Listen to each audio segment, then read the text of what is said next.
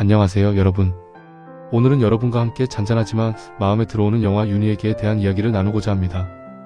이 영화는 특히 배우 김희애님의 섬세하고도 애틋한 연기가 돋보이는 작품으로 많은 관객들에게 잔잔하지만 강렬한 여운을 남겼습니다.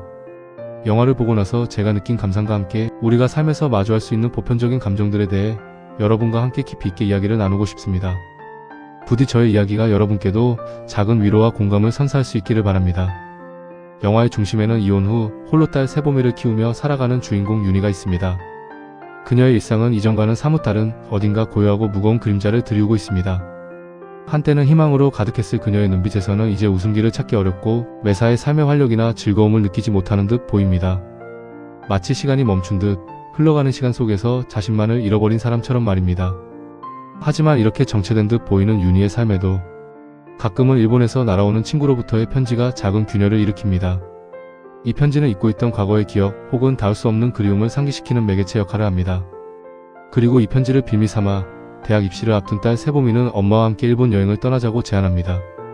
딸의 갑작스러운 제안에 윤희는 처음에는 망설이지만 딸의 진심 어린 바람과 함께 어쩌면 과거의 자신을 마주할지도 모른다는 막연한 기대감 혹은 호기심으로 결국 함께 일본으로 향하게 됩니다. 일본에 도착한 모녀는 편지에 적힌 친구의 주소를 찾아 조심스럽게 발걸음을 옮깁니다. 하지만 윤희는 친구를 직접 대면하는 대신 먼발치에서 그녀를 지켜보기만 합니다. 예상과는 다른 윤희의 행동에 세보미는 잠시 당황하지만 곧 엄마의 마음을 헤아리듯 아니면 자신의 호기심을 충족시키려는 듯 직접 친구에게 연락하여 약속을 잡습니다. 그리고 그 사실을 엄마 윤희에게 알립니다. 그렇게 딸의 추선으로 여행의 마지막 날 밤 오랜 시간이 흘러 다시 마주하게 된 윤희와 그녀의 옛 연인 중 두 사람은 예상치 못한 방식으로 하지만 필연적인 이끌림처럼 극적인 재회를 하게 됩니다. 이 애틋하고도 절절한 만남 뒤에는 과연 어떤 사연과 아픔 그리고 그리움이 숨겨져 있었던 것일까요?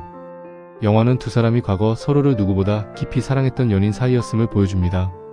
하지만 그들의 사랑은 시대적 혹은 가정적인 이유로 순탄치 못했습니다. 윤희의 부모님은 딸이 여성을 사랑한다는 사실에 깊은 충격과 오해를 받았고 결국 정신적인 문제로 여기며 정신병원에 보내기까지 하는 극단적인 선택을 합니다. 이는 당시 사회적 편견과 부모님의 왜곡된 사랑이 얼마나 무서운 폭력이 될 수 있는지를 보여주는 안타까운 지점입니다.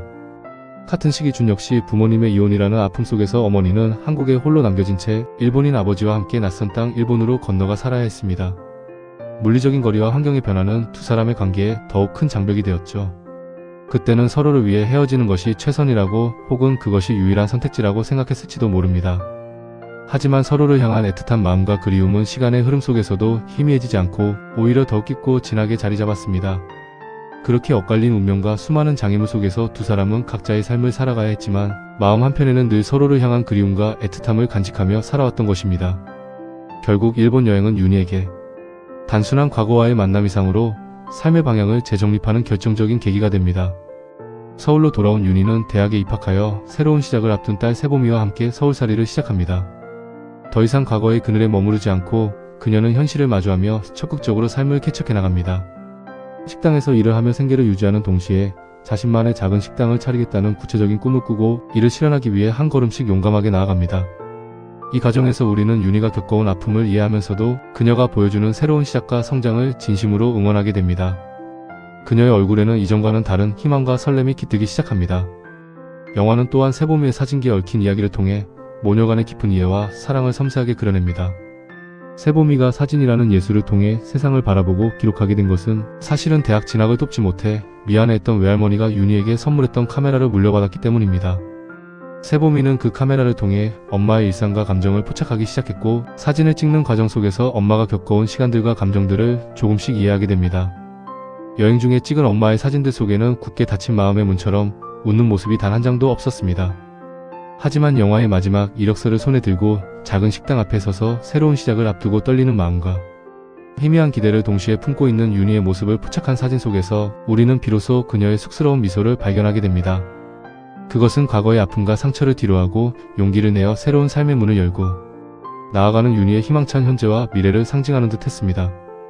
오늘 제가 여러분과 나눈 이야기 영화 윤희에게가 선사하는 잔잔하지만 깊은 감동과 울림, 여러분도 깊이 공감하시는 부분이 있으신가요?